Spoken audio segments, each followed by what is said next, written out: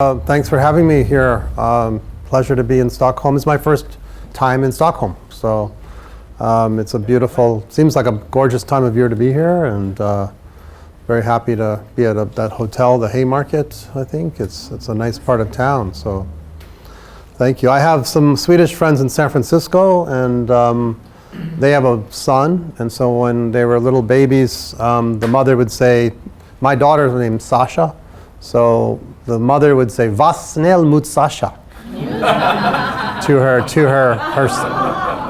her son. I kept hearing that every time there was a play date, so I learned it. But that's all my Swedish. Now you know everything I know. Anyway, it's a pleasure to be here. So let me just mention here why I'm talking about curiosity. You might be curious. Anyone curious about that? Okay. Good. So I'm slowly but surely seeing that there are these values. Let me step back a minute before I say that. How many of you here are familiar or have ever heard of Modern Agile? Okay, so good many of you. And there actually is a Swedish translation of that. So I don't know, how good it is, but if it's not good, we can always improve it. So we're constantly making improvements.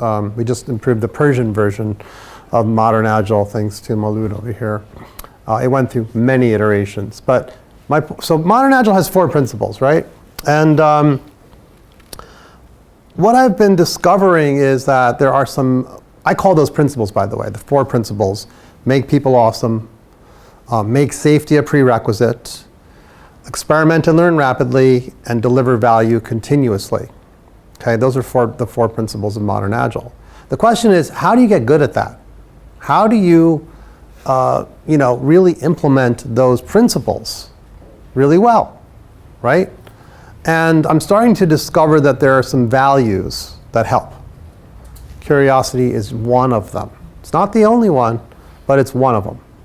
And I'm going to be introducing various talks on these different values. This is the first one, though. So, are you curious?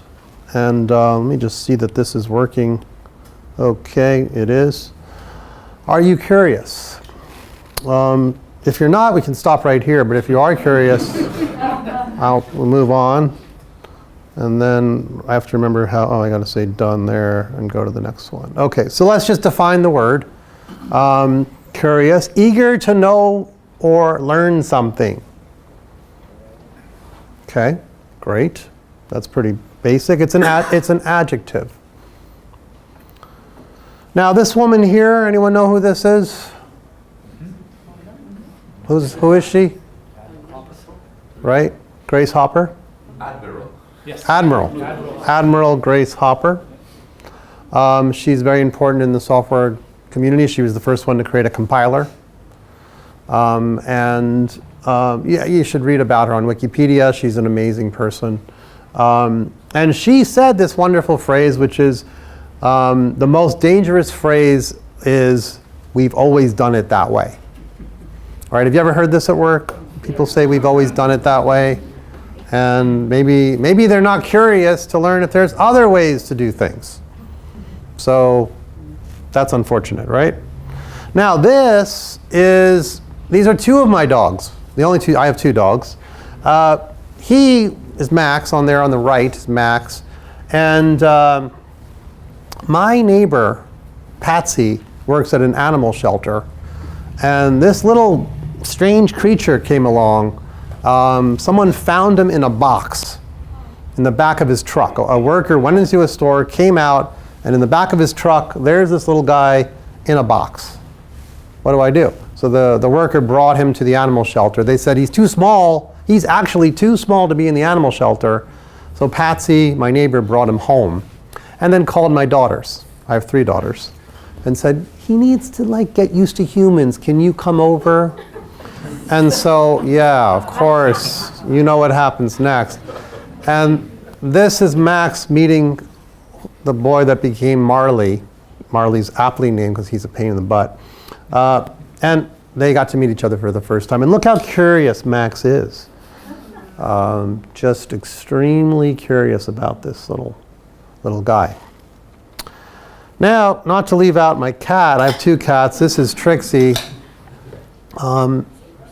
Anytime you talk about curiosity, there's that phrase, it's well known in English, I don't know if you know it, or curiosity killed the cat. Yeah. You've heard this phrase, right? So maybe being too curious could get us into harm's way, possibly, right? Asking the wrong questions at work, possibly, right? I mean, some places everyone knows everyone's salary. Other places asking the boss's salary might get you fired. Or something bad. I don't know. So, however, I have 2 cats. That's Trixie. She has a brother. When you adopt cats, at least in California, they now make you get 2 at the same time because they have to have playmates. And she has a brother named Indy. Indy stands for Indiana Jones. And Indy has literally, you know how they say cats have 9 lives? He's on his 3rd life at this point. He's a very curious guy. At one point, he was bleeding so much from something that he did that, we had to feed him by mouth with just a little. He was just dead, but we revived him. So cats can live many lives. So even if you die, you still come back to life, maybe. So it's okay to even die. All right. What are you curious about? You know what? Let's just do this real quickly. Find a partner to talk to, maybe someone you don't know, and let's spend a few minutes here just think about maybe what it is you're curious about that you want to learn more about, and have a quick discussion. All right? Go for it.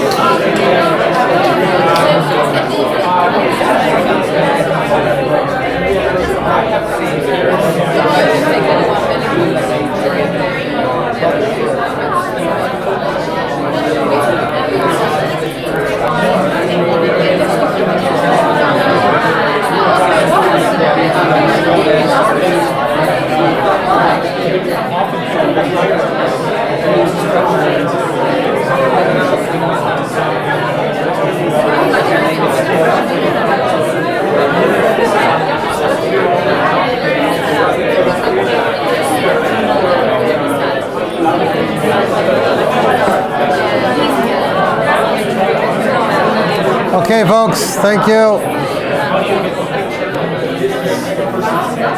It sounds like you are, from all that talk, it sounds like you're very curious about a lot of things. Was there a lot of curiosity in the room? Yes. So there's a lot of things you want to maybe learn and experience, yes? Curiosity is just normal. It's a natural thing, right? I mean, as we grow from kids to adults, we shouldn't lose our curiosity. It's an important thing. It's very important. And I think it's important to implementing Modern Agile. So, and probably other things too. But for me, I've been looking at these principles saying, how do we get better at them? And a lot of people want very concrete advice. They want a recipe, for how to do this. But these are principles, and we're trying to avoid giving specific recipes because really this is applicable to a whole bunch of different human endeavors. It is not just for software development, that's for sure. So how do you get good at it? How do you work backwards from these principles to taking action, right? And I think curiosity can help us, and we're going to explore that, as we continue here. So, just extremely quickly, I used to have a beard. I got rid of it. Feels a lot better. It's much less itchy. But I'm the founder and CEO. Oh, I'm sorry. There's nothing wrong with beards. I might grow one back, but at the moment I'm beardless. So I'm the founder and CEO of Industrial Logic, and we basically go around to companies helping them try to improve. We do our best to do that. It's not so easy. So I think that if you are curious, anyone here ever curious enough to read a book called The Power of Habit? Yes. It is a really great book, which I highly recommend you read if you haven't read it. It's written by a New York Times best-selling author, and he's brilliant. I love all his books. So Power of Habit. And in The Power of Habit, he talks about keystone habits. Keystone habits are these very special habits that if you do them, it leads to all these other wonderful things. So it's really good to know about those keystone habits. One of them might be, for example, exercise. Right? If you exercise, then it leads to other things it tends to lead to other things that better sleep, maybe better food choices, and so on and so forth. And those lead to other things as well. So keystone habits are very important. I think that curiosity is a keystone habit. One of those powerful things that if you do, if you're curious on a regular basis and indulge that part of yourself, it'll lead to a lot of good things. Now, what will it lead to? All right, well, here, it's going to point to a lot of good things. What are these things? Let's go through them. First of all, if you're curious, I think that you're probably going to be relatively open-minded. If you're really curious, then you're not closed-minded, right? You're open to different perspectives. I think if you're curious, then you are probably humble, right? You have to be humble to be open-minded enough to be thinking about, hey, what could happen if we tried it this way or tried it that way? You have to be humble. Say, I don't know everything. I'm curious about other ways of being or other ways of working. And of course, inquisitive. This one, is very much like the word curious. You're asking questions all the time. So that kind of way of being where you're asking questions a lot is inquisitive. If you're curious, you tend to be inquisitive. You're regularly asking questions. Instead of giving answers, you might ask questions.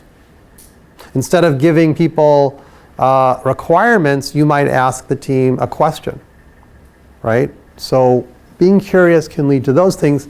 Now, if those things then can lead to other things, being open-minded tends to help you become more exploratory, right? Now you're an explorer because you're open-minded. And if you're humble, and you're inquisitive, then of course you're questioning things all the time. And if you're exploring and questioning, you're probably learning, right? And learning is one of the most important things for us to improve. Whether we're improving product or improving ourselves or friends, family, whatever it is, we want to be learning. So in a way, curiosity is really a pathway to learning. And that's nothing new here. You probably already knew that, but it helps to kind of think about it as a keystone habit that leads to these things. Now, another way to look at it is this. Curiosity really sets us on the road to learning. And if we're not learning regularly, if you look at yourself and you say, wow, I haven't been learning anything lately, you might say, oh, well, actually, I haven't been curious enough lately. Maybe I need to be more curious.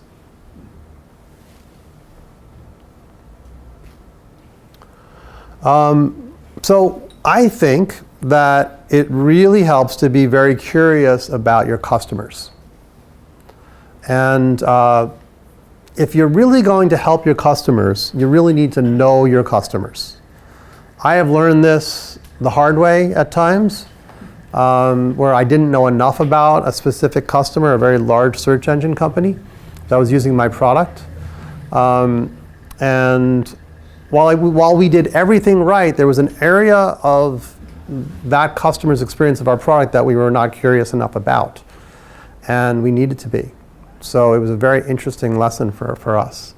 I think being curious about your customers is important. However, some companies go too fucking far, where they literally know where you're going with your mobile phone after you've closed the goddamn app. You've shut the app off and they're still tracking you. That's a level of curiosity that's crossed the line, right? I get really furious about stuff like that when, that they should never allow that. So I do think curiosity and customers go together, but don't take it too far, right? It's really important to know about your customers. I think one mistake I made early on in building products was being too lean. So lean that we didn't even take the time to record information about the customer. And it sometimes feels a little bit like,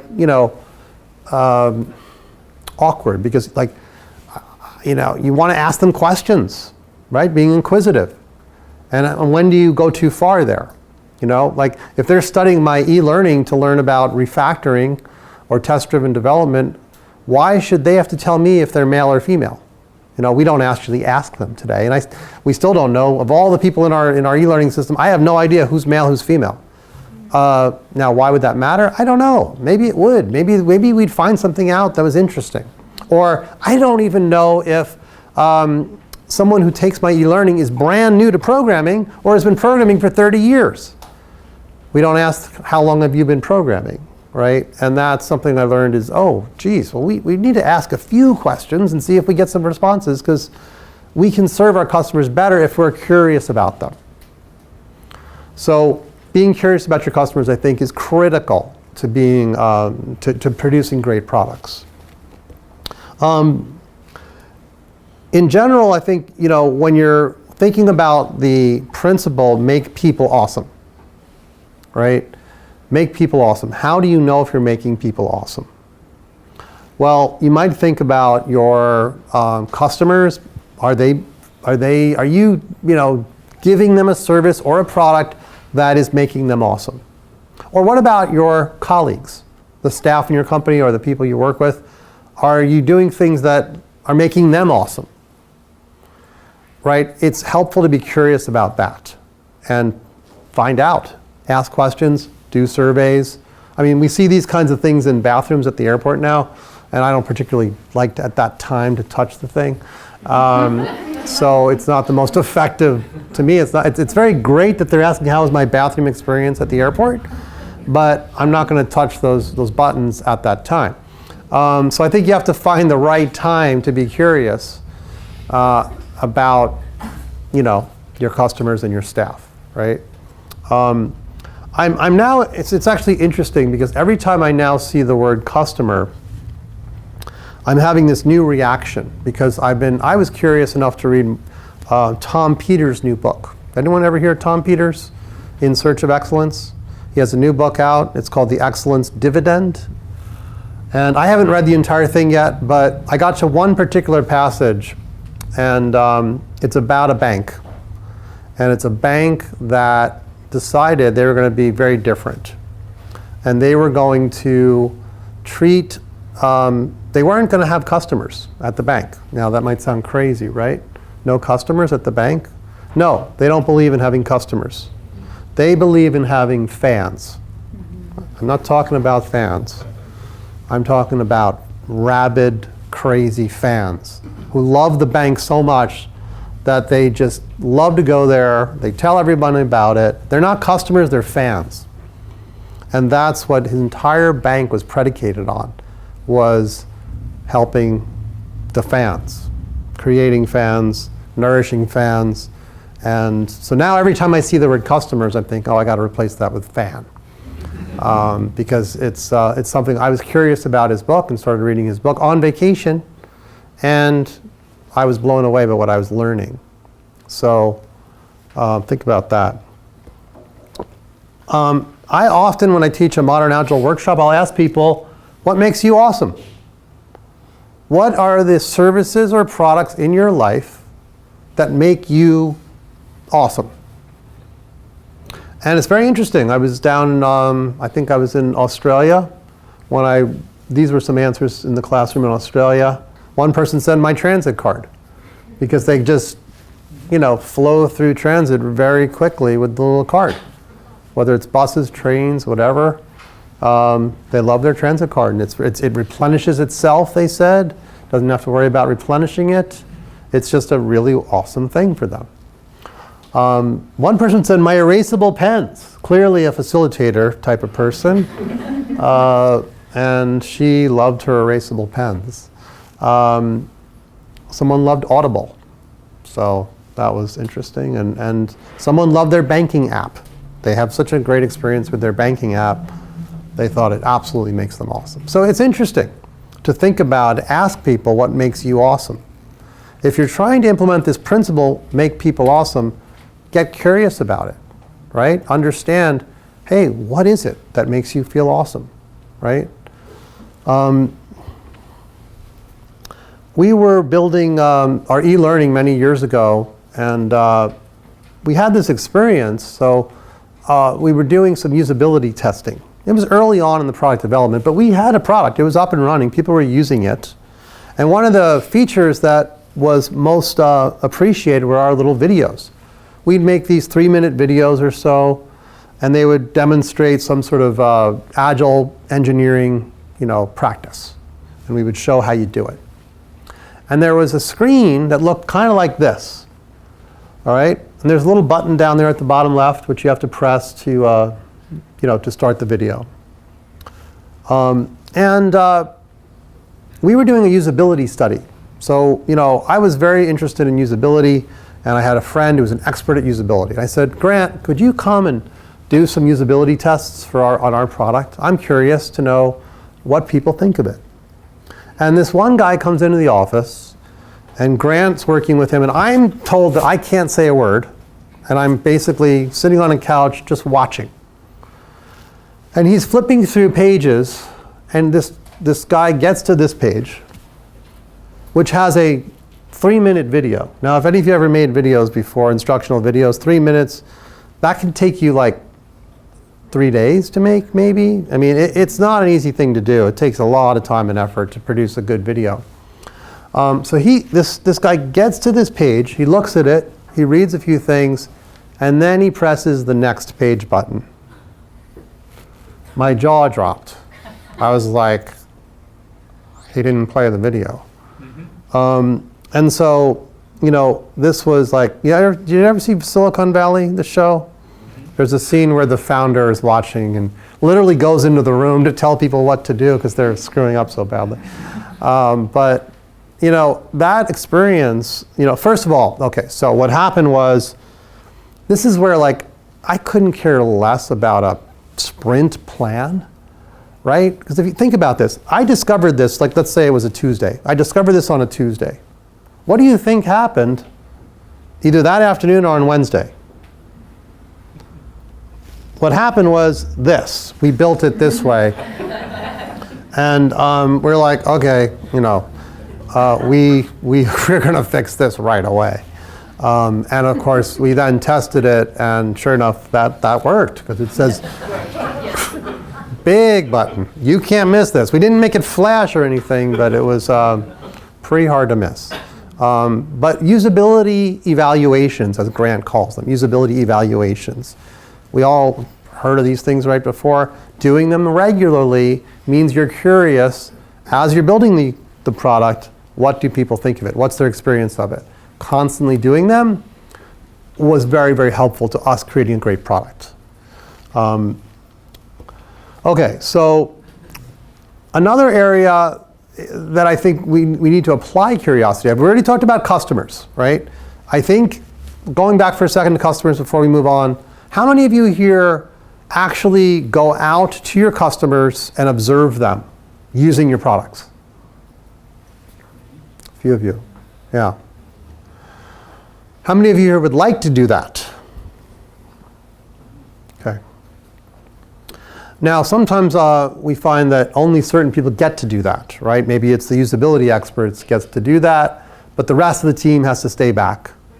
I love it when I see developers actually getting a chance to go out to actual customer sites and experience what they're experiencing, because it's a great way to learn more, right? Other places, maybe you've heard this too, where there's the support staff, right? The development team gets to play the support role for some period of time, right? Where they're fielding actual messages from customers and having to deal with them and realizing, oh wow, this is interesting. We should fix that, right? This is where I find that I don't need a product owner. What I need is a team that's dedicated to producing a great product. And if it's a developer out with a customer, observing something that's a real showstopper, like the one I just showed you, we will come in and immediately fix that. We don't need a PO to prioritize it. We don't need to replan everything and figure out what our new story point velocity is. We just need to solve the problem. So again, being curious tends to make you much more close to your customers. And that's not the role for one person. I don't believe that's a very good idea, that only one person gets to be curious about the customer. That's crazy, right? There's a whole bunch of creative minds on a team. Let them be curious. It's a wonderful thing. So then, what about the craft, the Agile craft itself, right? A lot of places, the process is now baked in. You can't be curious about changing it because it's in Jira. Or it's in some other tool. And there's no point in being curious, because that's the way we do things around here. Remember what Grace Hopper said? So I have a hard time with that, because I think you have, if you're going to, what does the manifesto say? We're uncovering better ways of working, right? If you're going to uncover better ways of working, then you need to be curious about your craft itself, right? One of the analogies I've been using for years is that of the way kids learn to ride their bikes, right? And I have a video of this, but I'm not going to play that for you tonight. So this is just, I told you I have 3 daughters. This is my middle daughter, Sophia, and she's there using the technique I used to learn, which is training wheels. You see the training wheels down there? And of course, she's not learning how to ride a bike here. She's learning how to ride a 4-wheel contraption. And when I had a chance to work with my youngest daughter, Eva, I changed it up. I decided to try something different. And for her, we went with no training wheels. Just have the seat really low so she could put her feet on the ground at any time to stop.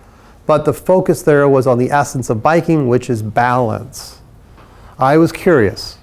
I was curious because I knew some other parents who had tried this technique and had great experiences with it. And I said, I'm curious enough to try it out. Eva was curious to try it too. She's like, I'll do it. Now this is a nice picture on the left because you can see up there is a father holding on to his daughter for dear life because he took the training wheels off her bike right there in that afternoon in the park, and she was going to fall over. And here's Eva gliding down the same hill, just with balance, right? She wasn't pedaling. I said, don't pedal. I didn't actually buy a push bike. We already had the same. That's the same bike Sophia was using, by the way. No training wheels, just learn to balance. And within 24 hours, so 2 trips to the park, she was riding her bike. It was the fastest of all 3 daughters by far, and I was completely sold on this, right? So I think, to me, I use this as an analogy, right? Because everyone says to me things like, Josh, we need to start with Scrum because Scrum is the training wheels. And I say, yes, exactly, it's the training wheels. That's right. Now we don't use training wheels anymore. We've progressed on to better technique. It's the push bike concept. It's getting balance. You see, I have seen 18-month-old kids on these push bikes, and they are scooting around. And I guarantee you they'll be biking by 2 or 2.5. It's far better. So we have to be able to be curious enough to even look at our craft and say, how can we improve? I tend to go backpacking every summer with my daughters and some friends. I did not want to jump off this cliff. I've done plenty of that in my life, but people were curious enough to want to do it, and I was like, I'll do it too. And really it was getting out of my comfort zone. I didn't feel like doing it. I had nothing to prove to anyone, but I succumbed a little bit to the peer pressure and jumped. And I was fine. I did have a little bit of a headache. But you know what? It feels good to get out of your comfort zone. Getting out of your comfort zone is a way to, force yourself to be curious. So I think that's an important concept, especially in Agile process. What could you do to get out of your comfort zone? Say, for example, you've been using sprints all along. Well, have you ever tried not using sprints? Have you ever challenged yourself to do that? You could always go back to sprints. But maybe you could be curious enough to at least experiment with a process change. Ideally, you could do things like that to get out of your comfort zone, to try new things, and do that on a regular basis. One little meme we sent out was drop a ritual, rule, or tool and see if your agility improves. A lot of times when you see things on like hardware, let's say Apple, right? Have you seen the evolution of the mouse on a Apple laptop? Right? It used to be a physical button, and then it evolved to the trackpad. What did they do? They dropped something. They got rid of something. They're constantly getting rid of things. Sometimes they're overly aggressive in getting rid of too much, but they are, as Apple's famous really for their hardware designers, and they're constantly getting rid of things, not adding things. So think about that one from a process perspective. For your craft, how could you get rid of something to see if you could potentially be more agile?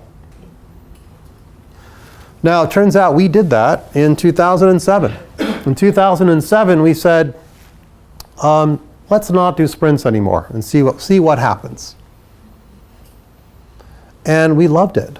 It was fantastic because we were already building a product and shipping a product. And we would have requests from clients. One client wanted that when their students logged in, they wanted a drop-down list box of all the locations of that company so that they could know which students from which locations had registered. And we said, fine, we'll do it. It took us a half a day to implement the thing and ship it. That was our iteration. That one was a half a day.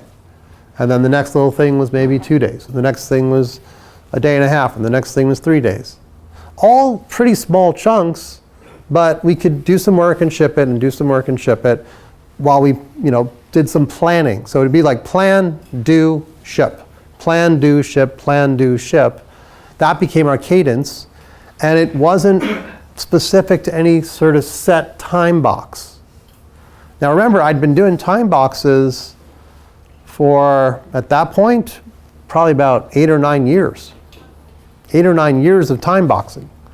8 or 9 years where I thought that time boxes were key to, like, a crucial part of being agile. Turns out that's not the case at all. That was just superficial understanding of what agile is, what being agile is. Yeah, Ingo. Curious. Yeah, what are you? You're not supposed to be curious in this talk. How large was the context? How many teams and how? In my company, we're talking. The complexity of the system. Were there, interdependencies that you had to consider? And how did you solve that? Oh, no. This is very small. They're a very small team within my own company. So you're talking 6 people or less. No interdependencies whatsoever. Definitely people in different remote locations. So we weren't all local. Mm-hmm. So we're dealing with distributed agile in that regard. However, we've helped many teams that were much, much larger than us implement agile without iterations and sprints. It's totally doable. To me, what it gets to is that, it gets to the essence of agility, which is, it goes a lot back to lean, right? Small batches of work. And those don't have to be all the uniform size, right? We wasted a lot of time. So here's another thing too. We were always very curious. I'm sure Crisp is very curious too about when you guys work with customers, going back and seeing, so what was sticky and what kind of fell away, right? And that really helps you learn a lot. If you're curious to know, of all the things we taught you and coached you on, what was it that stuck? It's very interesting to see. Also, you could be curious about the experience you have of teaching things. We taught story points and velocity for years. And it was always there was always resistance. There was always people being confused. What's a story point? How do I blah, blah, blah, and this and that, and question after question. And we would, what we would do? We would take those questions and we would deepen our training. We'd be like, oh, we're going to cover that, and we're going to cover that. We're going to go deeper and deeper. And one person at one of our clients, he said, well, it's not really a story point, it's a nut. And I'm like, what's a nut? He's like, oh, it's a nebulous unit of time. And we realized at some point that, why are we doing this to people? Why are we forcing this model on them when there are easier ways to learn to be agile? That is, learn to work in small batches, learn to break stories down into tiny little vertical slices, right? Learn to work with where things are going to take you 1 day, 2 days, 4 days, some window of time that's small. Small windows of time. That was really the essence of Agile. And, shipping and getting feedback frequently. It wasn't working in sprints, doing velocity planning, getting a velocity, hitting of a consistent velocity. Boy, that was like the holy grail for so many years. We've got to get to a consistent velocity. Now I look back and I'm like, what kind of drug was I on back then? I mean, that was just so silly. And to this day, people think that that's how you have to be agile. The only reason I used the word modern agile was to just try to find a word that would try to get people to feel guilty that they were doing the old-fashioned stuff. Because I was seeing so much of it that I'm like, what word could I use to say, like, you're doing antiquated and we've moved on. And we're going to keep moving on as we keep learning. And so modern was that word. But if you don't like the word modern, you use another word. It just means uncovering better ways of doing things continuously, right? That's what I mean by modern. So 2007, we shifted to this. We didn't know if this experiment was going to work. It was just an experiment. Prior to this experiment, we had done another experiment, which 5 out of the 6 people on the team did not like, which was hours. We did estimates in hours. And we estimated everything down to hours. And most of the people hated it. And it was like, okay, that's a failed experiment. Awesome. What are we going to do next? And that was going without these sprints. Another thing we learned over time, the hard way, was we were not curious enough about our clients' use of our product. So they would ask questions on our e-learning, we'd reply immediately. We gave great service. They found a bug, we'd fix it and deploy it instantly. We started doing continuous deployment back around 2009. So really good at responding to customers, fixing problems that they found, and so forth. However, we were not so great at constantly looking at the usage metrics. Usage. You buy our product, are you using it? If you are using it, how much of it are you using? And when are you using it? I'll never forget, at one point, we hired this woman who was a statistics expert, an expert in statistics, just to analyze our data, the usage data. And she said, Josh, what day of the week is the most popular for people to use your e-learning?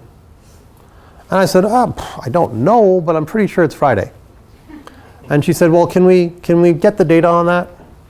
And so we started looking at the data, and you know what I found out? This was amazing. I remember I said we were really lean. When people logged in, we never recorded that in the database. We checked to see if they had a valid login, but they'd log in and then we never recorded it. So we didn't even know the date and time of the login. We had to add that in, and we had to get a whole bunch of data by figuring out, if they hit this first page, that's when they kind of must have logged in a few minutes earlier. So we were able to get the data for her. It turned out it was Wednesdays. Wednesdays was the day. I had no idea, right? That's what the data told us. That was the big day. So usage, huge. And we learned our lesson so thoroughly that every single feature we created after that, we had usage metrics around it. This was one of them. So this was a feature a lot of people wanted. It was called Resume. And it's just when you log in, you want to resume from the last place you left off. Okay? This was one of these things where enough students asked for it. It wasn't even something we had to validate as a hypothesis. It wasn't a hypothesis anymore. It was simply a fact. This was a true requirement. But we built it very quickly, maybe 2 days. And we actually, if you ever get interested, I wrote a little article about this called Return of the Horizontal Slice. So you can read that. It's about continuous deployment and what we did to release this thing. But anyway, we released it, and we had usage metrics behind the scenes to know how many people are using it. And we quickly saw that about 36% of students were using this feature. We were now at the point of like, okay, let's be curious about everything we do when it comes to usage, right? We need to know, are people using this or not? If you don't know that, you're flying blind. So speaking of craft, I drew this once, and I think it's partly me, although that may not look like me, but I was trying to draw myself there. We had something come up where we needed some data from a developer tool. It's a tool made by JetBrains, and it's called IntelliJ. Actually, no, it was called ReSharper. ReSharper. We wanted to get data out of ReSharper. Okay, ReSharper is a plugin to Visual Studio that's made by this company, JetBrains. Any of you ever heard of this? Yeah. Okay, so ReSharper. We wanted data to come out of ReSharper. We are partners with JetBrains. They like us because we basically help them sell a lot of their software because we love it and we recommend it. So we're partners. Great. So we said to them, hey, we want this data that we need to extract out of your tool when people are using it for our e-learning. And they said, okay. And we said, well, so can we build it together? They're like, sure. Like, okay, great. Well, we'll write you some user stories and send them over. How's that? And we'll just evolve this thing together. And they were like, no, it's not how it's going to be. Write us a functional specification. Put down every last thing you want us to give you out of all the data you want. That's basically every single refactoring that ReSharper supports, every input to it and output that we're interested in, every last bit of data. They were like, give us all of that. So once I recovered from my jaw dropping, I was like, okay, well, they've got the data. We can't argue about this. So I wrote a functional spec. I was like, wow, I feel like I'm back in the 90s. But the thing was this. Once I'd finished writing it and giving it to them, they produced the API extremely rapidly. And then we tested it, and I think mostly it went pretty well. There might have been a couple of little, gotchas here and there, but it was pretty solid. And I realized, oh my God. This was actually a perfect example of a waterfall project. We weren't operating under conditions of uncertainty. We weren't trying to work through the fog to discover what does our customer want. This is really simple, cut and dried. I want this data. That's it. Give me this data. And I realized that I had the Agile blinders on. That waterfall was a perfect fit for this particular project. Or initiative, if you don't want to use the term project, right? The waterfall was perfectly decent there, right? So be careful too of trying to think everything needs to be done with an Agile approach. Not everything is a good fit for Agile. Now, this one here is probably one of the most important for curiosity. Conflict. Now, you're in Sweden, so you guys don't have any conflicts here, right? It's not permitted. People have conflicts. They happen all the time, right? Sometimes they're very silent, right? Someone said something, you didn't say anything back, you're very polite, but you have a conflict. This happens a lot, and how you deal with it is really the key. So, I'll tell you a quick story here about Gerry Weinberg, who just passed away. And Gerry told this story, which I loved. It was a story about him as a young consultant in Los Angeles.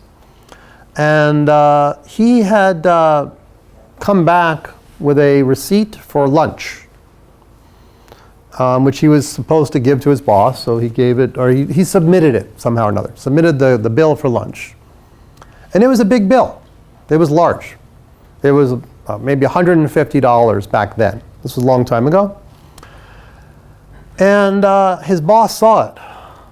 And his boss called him in to his office and said to Gerry, Gerry, I know most of the places to eat lunch in our area here in LA, and I'm just curious where you could have gone and spent $150 on lunch.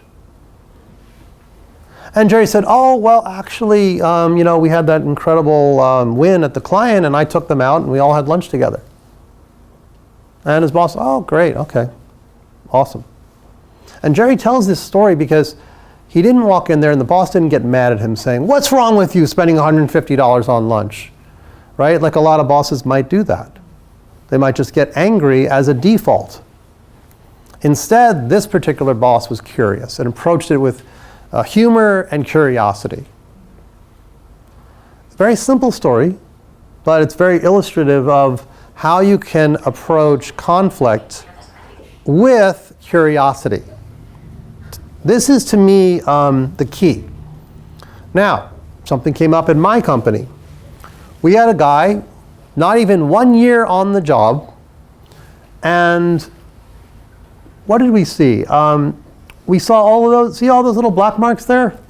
Those are all his planned time off.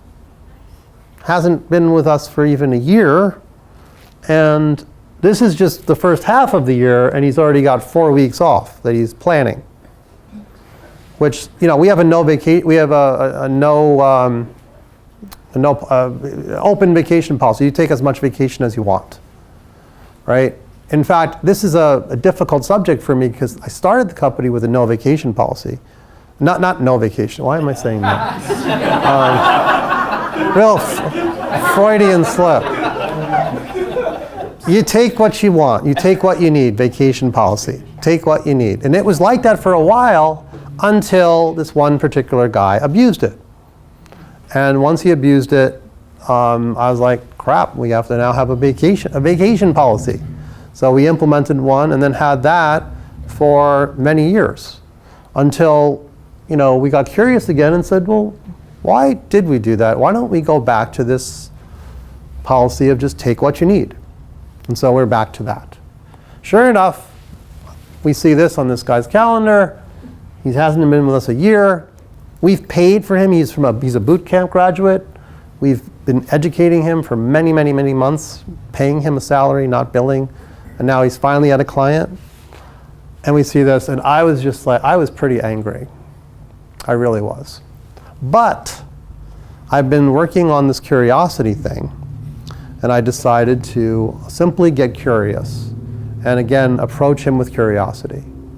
And it turned out there were some mistakes in this, that he blocked out whole weeks because he said, oh, my mother's going through a procedure and I'm just going to be, having to work from home. I can't go to the client. He could still work, but on the Monday, he had to be with his mother at the hospital. But Tuesday through Friday, he'd be in the area and could work with us. So it was a misconception, a miscommunication, just looking at this. And by being curious, never got angry at him. We never had that awful kind of exchange. Curiosity just allowed me to approach it very gently and help out in terms of figuring out what it really was. I'm finding that this is serving me all the time. The other day, something happened again. This was incredible. I was with two colleagues who are subcontractors, and we'd finished with the client. We're at the airport, and we're just sharing a pizza together and some drinks. And this couple, they're together. It's a couple that they live together and whatever. And one of them has always thought about growing his own business. And his partner says, always doesn't think that they should do that, that everything's fine the way it is. There's no point in growing your own business. Everything's good. You're working through industrial logic, and we're paying, and it's a good gig, and all that other stuff. But she brought this conversation came up, and she said, you know what? He doesn't need to make money off of other people. And she said it right to me. I'm not sure if I'm explaining this right, but she's basically said to me that he doesn't need to make money off of other people. That's what I do, because I have a bunch of consultants that work for me, right? I didn't say anything. I just said, whatever. Ate my pizza and drank some beer. But afterwards, I was like, does she really think that the only reason I run my company is to make money off of other people? And this is such a rude thing to say to me. And so basically I'd say a week and a half passed. I told my chief operating officer about this story, and she's like, that's horrible that she said that. I told my girlfriend about it. She's like, that's terrible. And I'm like, it really was terrible. I can't believe she said that. It's just, and I was stewing for about a week and a half. And then I'm like, and you have to have energy. You really have to have energy to talk to the person. But I finally, sent her a message and said, could we please, there's something you said the other day, and I'd really like to just talk about it so I understand better. And so we had a phone call, and I described what happened, and she says, oh my gosh, I'm so sorry that you thought that. I was just referring to my boyfriend and what he and I talk about all the time, because we always talk about this. And it was nothing about you. I'm more risk averse, he's more risk friendly, but that statement had nothing to do with you. And she's like, I'm really glad you brought this up. And then, a day later, I got a message from her saying, we thought about it, and what you did just by bringing that up was so great that we really want to work together even closer and maybe grow a business with you guys, because it's just extraordinary. And I was so moved that, basically by approaching the situation with curiosity and being, not angry, it led to this wonderful outcome, which was far beyond what I ever thought. So this is, to me, a superpower, curiosity, right? If you think about what superpowers you have in your back pocket, I believe that curiosity is one of those superpowers. It's a keystone habit. It's one of those things you really want to, get good at. In companies, you see a lot of diversity, hopefully, and you ought to be curious about different people's perspectives. What do they think? In meetings, a lot of times people stay quiet. Do you ever notice this when you go to a meeting? Some people do all the talking, some people really quiet. That's not a great recipe for awesome work.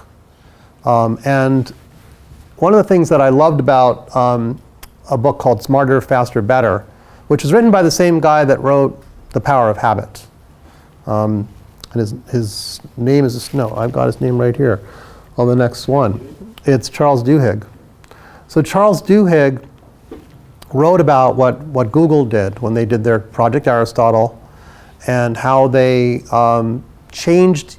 They didn't force this change on anyone, but they basically observed that the meetings for high-performing teams, in those meetings, everyone contributed. No one was silent the whole time. It was a lot of good contributions.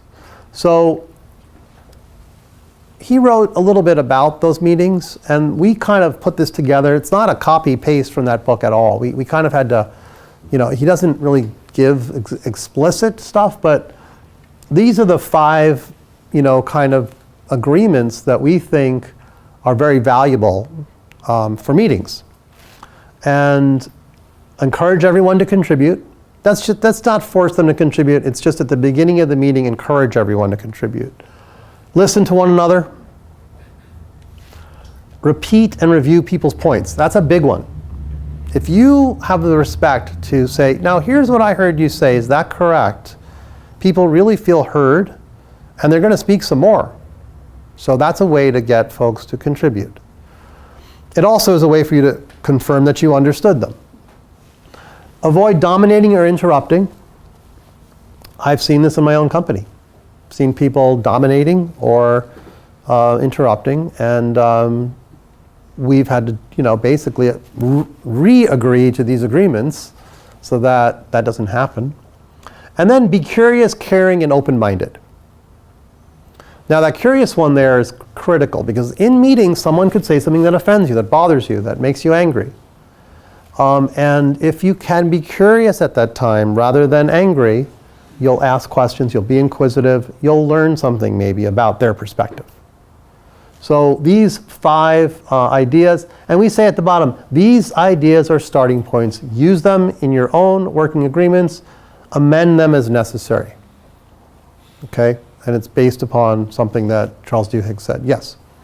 We made a translation into Swedish. Oh, yes. And we had a real problem with avoid dominating. It was such a strong word, so it got so negative. I have the translation here. Can come to me and send it to you. Yeah. But so we actually changed that a little bit because it was such a strong word. So it was like, what do you mean by dominate? So. Oh, I see. Yes. Yes. Taking over. That's really what it means. Is taking over the conversation. You're dominating the discussion. Yeah. So I think taking over is perfectly good. Yeah.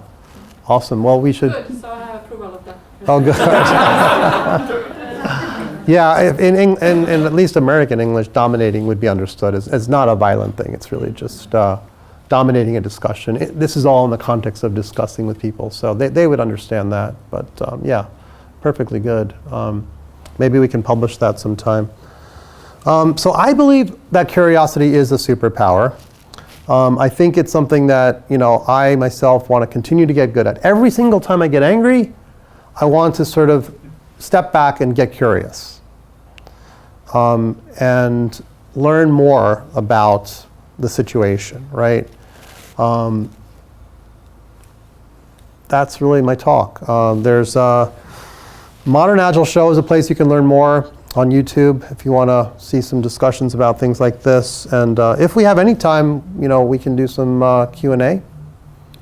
Happy to ask questions or answer questions. Yeah, JB. I'm curious if you have any. So one of the things that I notice in trying to help people ask more questions in discussions and meetings, there can be different interpretations of why people are asking questions. Sometimes questions can sound threatening or can sound passive aggressive, and I promise I'm not only talking about questions when I ask them. So I'm curious whether you have any stories, any particular anecdotes, or about sort of that experience from your point of view, or where you've been in discussions where that's happened, how you've tried to handle it. I mean, if I find someone's being passive aggressive, I usually don't confront them right there on the spot. But I'll definitely come back and then get curious, personal, one-on-one with them, just to see what's going on, like what's really behind their thinking there. You could do that in person too, but it depends how comfortable they'd be with that, because maybe there's a whole group of people there. Yeah. But usually that's a sign. If they're being passive aggressive, that's a sign that there's more to learn. That there's something that happened, something, our mutual friend, G. Paul Hill, he often does something called Beer 30, where 4:30 he'll go out for beers with a client. Maybe they'll play some pool or ping pong or something and have some beers. And that's when he can get very curious and have real discussions outside of work, where he learns a lot more about them and their real thinking about things. So I think there's just so much hidden in the workplace that I think, when those things happen, we can be more understanding, compassionate, and then dive deeper later with them if we can establish more of that relationship. So it's the human side is really hard. I mean, in Tom Peters' new book, The Excellence Dividend, he basically says, if I were to summarize my entire book, the In Search of Excellence, he basically said, hard is easy, easy is hard. Mm-hmm. Yeah. So it was something like, but he basically was saying, like, the hard stuff that you think is hard, like doing metrics and things like that, that's easy. It's the stuff that's you think is easy, like dealing with people, that's really, really hard. And he, came out and said that. So I think that remains our greatest, challenge. Most of us, as Tom DeMarco said, are not in the high-tech field. We're not in the high-tech field. We are in the human communications business. Tom DeMarco said this. He's one of the legends of the software field, and he acknowledged that many years ago, decades ago, that most of us are in the human communications business. And so yes, there's going to be people that don't ask questions. There's going to be people that do those types of things, and you got to deal with it gently. I'm definitely seeing that being gentle is another important thing, but curiosity leads me to that. Yeah, I think so. It kind of feels, especially towards the end, as you've been talking about curiosity and even curiosity about your own reactions. Yes. That feels very much like, I know meditation's become a buzzword these last few years, but it's mindfulness meditation. One of the practices in there is being curious about your own thoughts and reactions instead of trying to push them away. Right. Yes. That was one of the first things I learned about meditation. It's not about having an empty mind and pushing thoughts out. Yeah. It's about saying, oh, a thought just came. Yeah. That's interesting. Yes. And then if the same thoughts keep coming back, asking yourself, I wonder why that's happening. Where is the source of those thoughts? And that's what sort of leads you to something more esoteric, like there's no self and all that stuff. Right. So it feels like, well, that's why I tried to gloss over it. So, I really like how you have found one of the sort of underlying things behind some of the things that we've been talking about for a long time. Yeah. I mean, feedback comes from curiosity. Yeah, one thing I didn't do very well is one thing I just want to do real fast here is go back to this slide for a second. Because if you think about it, so I think you can't, to make safety a prerequisite, making safety a prerequisite is extremely hard to do, right? If you're not curious about what it is that needs to become safer, then you're probably missing it. Right, so that's an area where curiosity is extremely valuable. If you're experimenting and learning rapidly, right, you'd better be curious because you need to know what you're sort of going after. You have to be curious about what the next experiment needs to be. You have to be curious about the results of the latest experiment. You have to be curious about what you're learning. Curiosity is hugely important to implementing that principle really well. Delivering value continuously. How do you know you delivered value? What evidence do you have of the fact that you delivered value? Are you curious whether you delivered value? You need to get feedback. You need to ask questions. You need to get metrics. You need to be extremely curious about, are you truly delivering value? Is it just what you think is valuable, but maybe others don't think it's valuable? Are you learning if it's valuable? And to make people awesome, which is a very, very high bar, right? It doesn't say make people great or make people excellent. It says make people awesome. That's almost unachievable. But it's a high bar. It's like the bullet trains in Japan, right? In the 1950s, they said, we want your trains to go, what was it, 100 or 200 kilometers an hour back in the 1950s? And that's crazy. They're talking about bullet trains in the 1950s when their trains were going much, much, much, much, much slower at that time.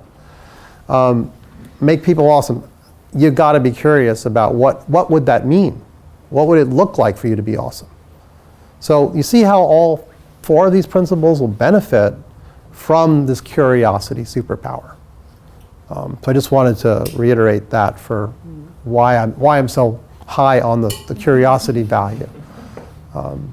Any other questions? I'm actually curious on your turning point, because when we decide to do something, I'm actually curious about, I always imagine people going home either frustrated and getting that glass of wine at the kitchen table, or just being very, I don't know, into stuff and deciding to do this. So what was your personal turning point? That's what I'm curious. Turning point for curiosity? No, to do this modern agile thing that you're doing, which has been, criticized and loved and whatnot. So what was your turning point? My turning point. How did you do that? My turning point was just pure frustration in seeing, people doing really old-fashioned versions of Agile. Basically just not aware. I mean, they had never heard of mob programming. When I first did this talk on Modern Agile, I was at an open space in Prague. And every single subject that was coming up was just, how do you deal with story points and velocity and blah, blah, blah. It was all just the same old stuff. And people weren't even aware of a lot of the newer concepts. They had barely heard of lean startup. They had never heard of mob programming. They didn't know much about continuous deployment. I was just like, oh my God, you guys gotta learn about the modern things we're doing here, because we do things a lot differently now. So that was the impetus for that, really. It wasn't anything else. And then I started writing about it. I wasn't thinking at all about the manifesto. None, not at all. I mean, it had nothing to do with my thoughts. So when people compare it to the Agile Manifesto, I'm like, great, that's your comparison, but it wasn't the point. And that's it, yeah. That was, just. Can I have a follow-up on that one? Sure. So how are you dealing with your curiosity on how people are using your 4 statements? I wish I knew more about their usage, because we were talking before this started, and someone you're using it in the public services, right? And they've adopted it with the language. I think they took the Swedish version and then even adopted that to be more explicit, I think. Was that right? Yeah. So that's great. My only frustration is I'd love to know more about these things so that more people see where it's applicable. We are on the verge of helping a important drug company apply these 4 principles to the drug development process. No software development at all, but they know that they need to be much more agile, because it can take many, many, many years to bring a new drug to market. And you're talking about, these are drugs that fight cancer. And so it's really exciting to me that these 4 principles are appealing to lots of different industries and people. And of course, the majority are still doing, Jira style Agile with all of the stuff from 1993 Scrum, and even XP stuff that we went beyond some things in XP too. If you talk to Kent Beck, he'd say, I don't do XP like that anymore. I mean, he's learned a tremendous amount since then. So, yeah. Why don't we go, so you had your hand up, I think, right before, and then we'll go to you. I was just wanting to know what more superpowers you've uncovered. Mm-hmm. Because I'm guessing that you're taking us on the next one, and then the next one. Yes, the next one, yes. We'll do that the next time you get to Stockholm. What, 5 years? So Yeah. I'm stringing out for 5 years. Okay. Just to have you write them up on the whiteboard so I can take them. Is that good? Yes. Well, I'll tell you what. I'll give you the next one in this series because I am still working them out. It's really hard because the thing about values is that you can have this many values, right? Like, oh, you don't have generosity in there? What are you, crazy? Oh, you don't have sincerity? This, that. There's a lot of values. But what I'm trying to do is stay focused on this here because I still think these 4 principles are really, truly valuable for being agile. So I'm trying to help people get better at these, right? And the next one that I'm going to be talking about is quickness. And this one is interesting because it can really be interpreted the wrong way. You can say quickness, wait a minute, that's like, my boss telling me to go faster and produce horrible work. Well, it's not that. If you look at the definition of Agile, it's about adaptation, being able to adapt rapidly. And the definition I love so much is, characterized by a ready ability to move with quick, easy grace. To move with quick, easy grace. And then there's an example, an agile dancer, right? Or you can think about some sport where someone moves so beautifully, gracefully, with speed to execute on some play. It's remarkable to watch athletes, who are really, truly agile. So what I want to do is talk about speed, right? Experiment and learn rapidly. It doesn't mean to experiment and learn slowly. It means rapidly, right? Speed is critical. Delivering value at speed, right? Continuously. That's something that's where speed is a factor. I don't think you can make people awesome if speed's not involved. And maybe you can, but I'll tell you this. The other day, someone I know, single parent, didn't have enough food for lunch for the morning to make lunch for her kid. And it was like 10 p.m., 11 p.m. at night when she realized she didn't have enough food for lunches. So she places an order with Amazon Prime. Amazon Fresh is called. Amazon Fresh. And that was placed around 11 p.m. They delivered it at somewhere between 3 and 4 a.m. And she woke up, was right outside the door, and made lunch. And she said to me, Josh, this is one of my life hacks, one of my favorite new tricks. And if you think about that for a minute, right, Amazon was making her an awesome parent. They were enabling her to be awesome at that moment where she might have screwed up a lot, right? Not having any lunch. And they did it with speed. I mean, people were out there, working probably at a Whole Foods in nearby at whatever a.m., 2 a.m., 3 a.m., 4 a.m. Okay, we can talk another time about Amazon's practices with people.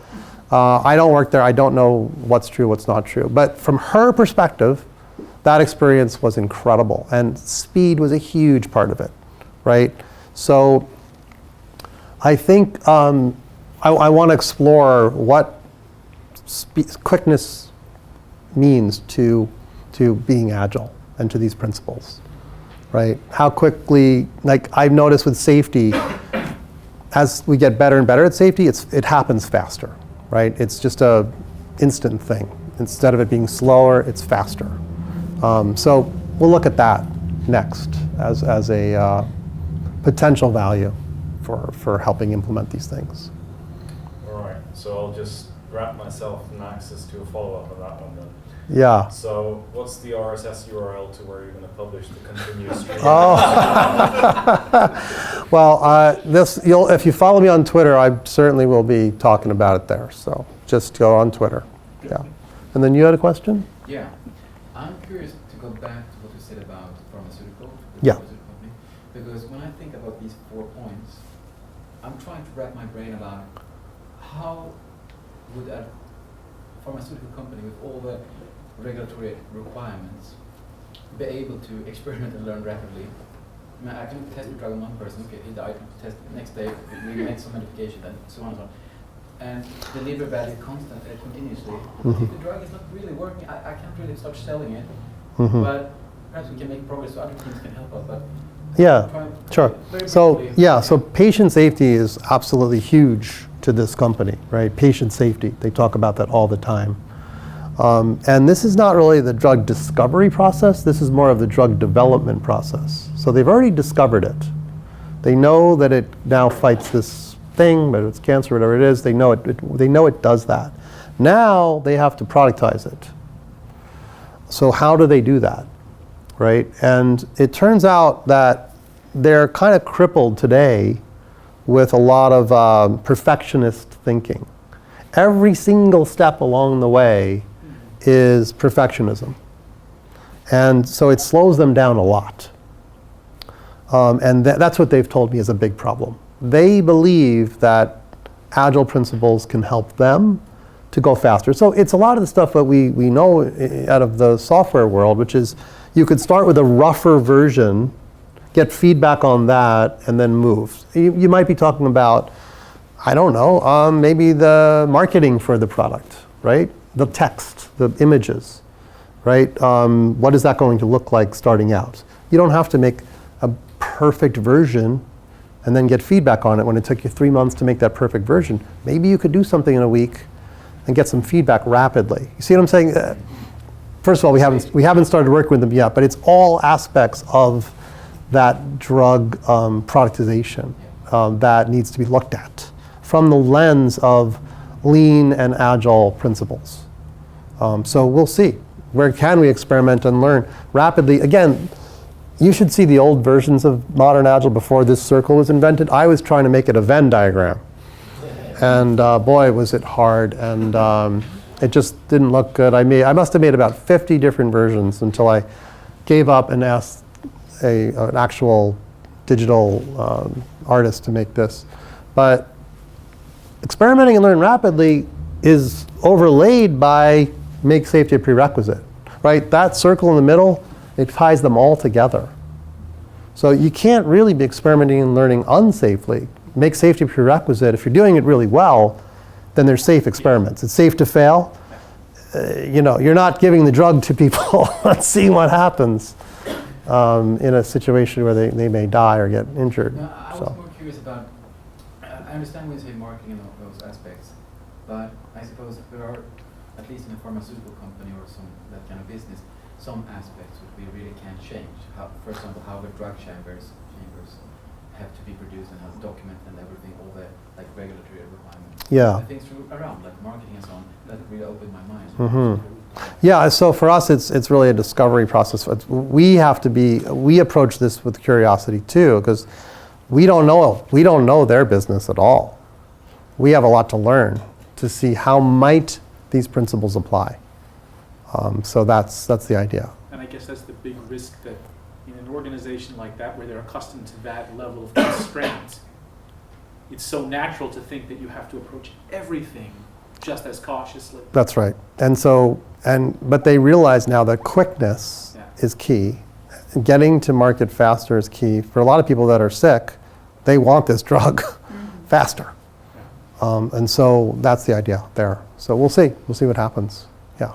Yes? I thought I'd just throw in another example. My uncle works in a pharmaceutical company, and one example that came to my mind was the color of capsules, for example, that you could experiment with a lot.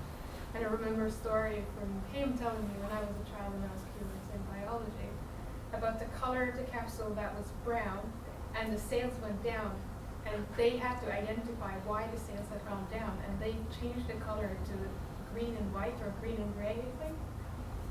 And they're selling them up again. It's medicine we're talking about. I see.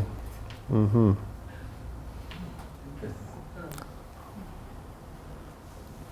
Any other questions? Yes. Yeah, I was wondering, this is mostly digital on the internet, but are you going to write a book soon? Oh, I am working on a book.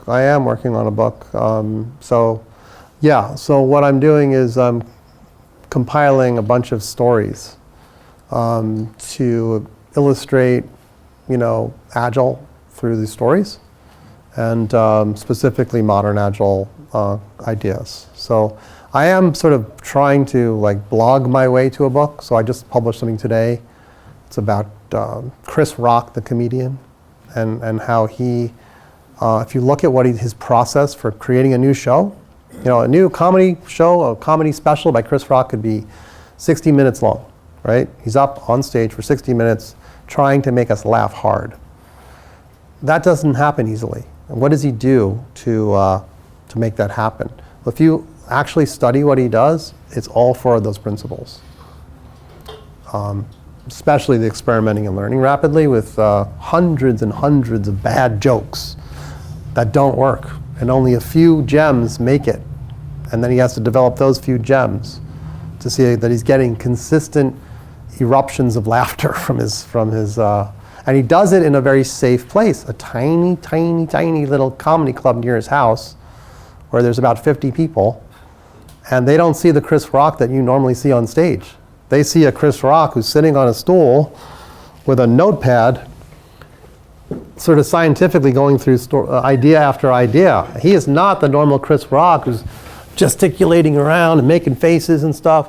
So it's a little article, it's a little piece about that. But that's one of many stories that I'm working on to put together to help people see what does Agile look like in the world. It's not just software development. So it's looking at all different aspects, like this woman who ordered from Amazon Fresh. I thought that was a moment of parental agility. And it's interesting to look at, right? Because some company, Amazon, enabled that. So I'm very focused on Agile, the word, the dictionary word of moving with quick, easy grace, being adaptable, and far less on the frameworks and the tools that are out there. Getting people to think from principles to how do they practice. That's the goal.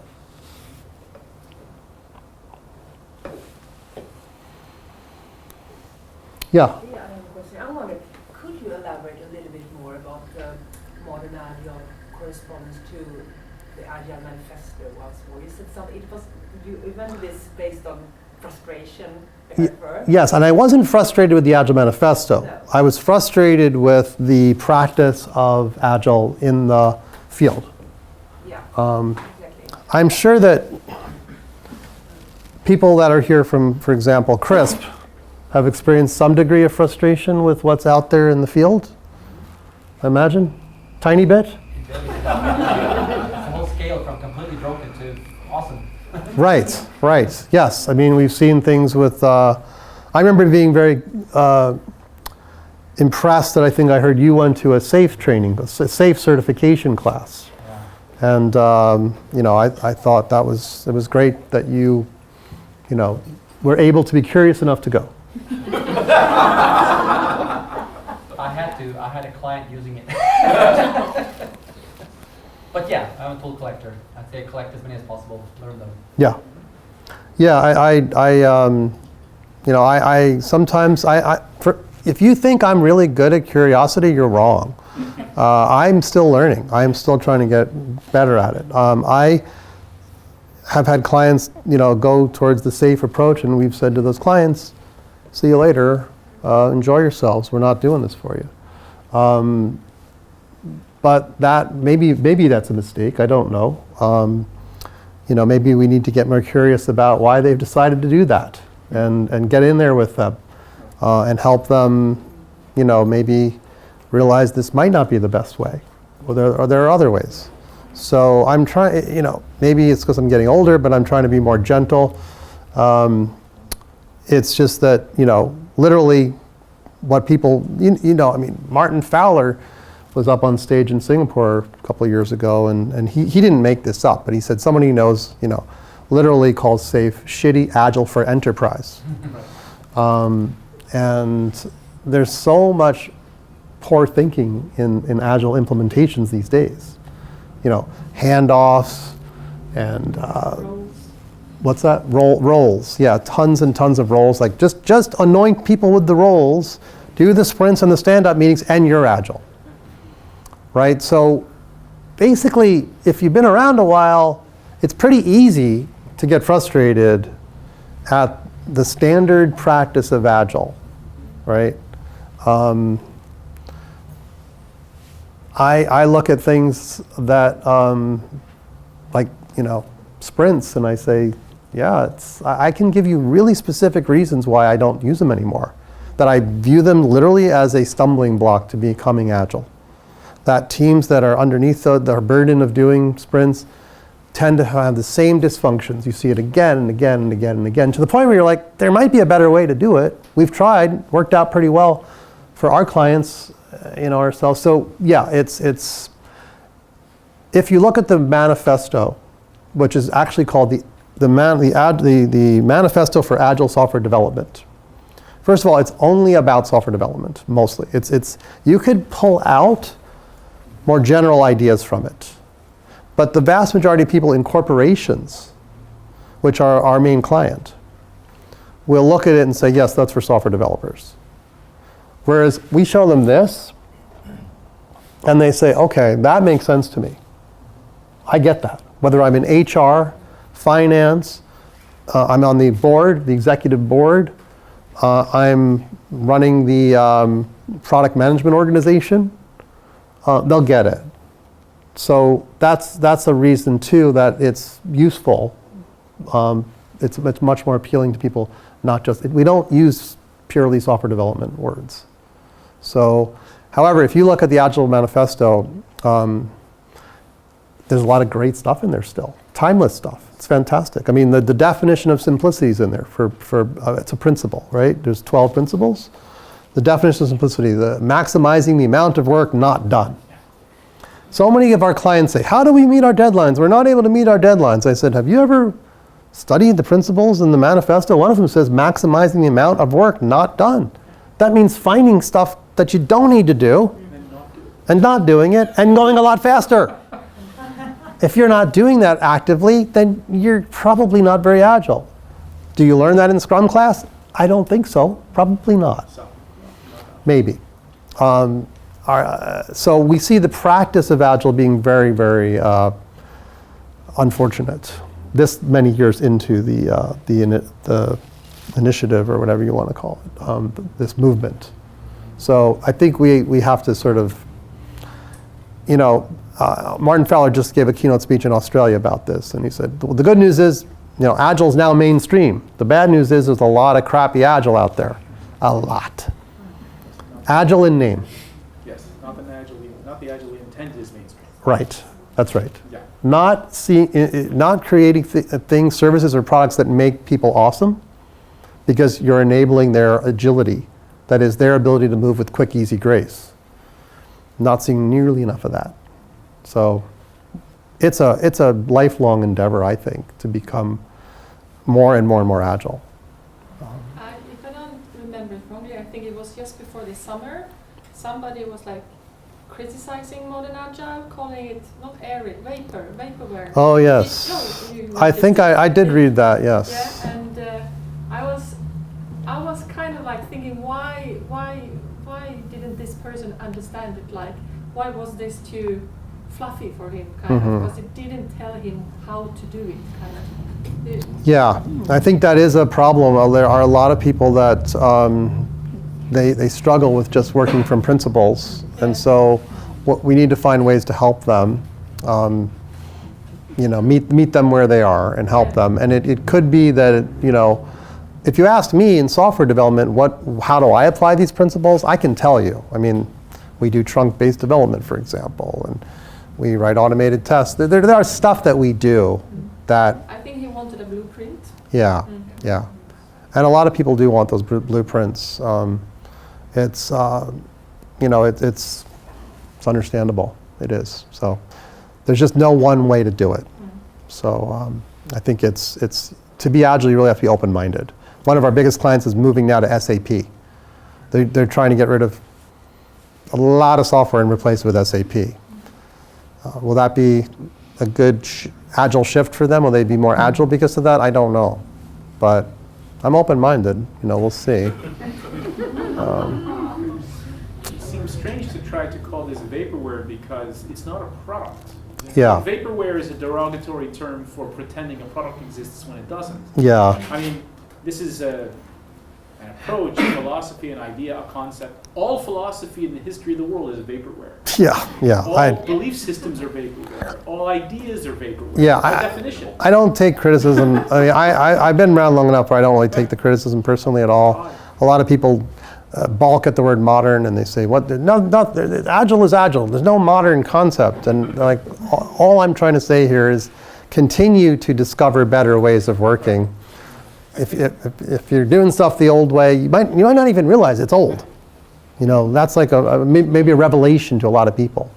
I really want to say that in a period of time when a lot of people are trying to break away from the word agile because they think it has been poisoned and it doesn't have any value anymore, I want to thank you here in front of these nice people for providing something to the world that recognizes the opposite side of that, which is the word is not the problem. It's what we're associating with the word has shifted.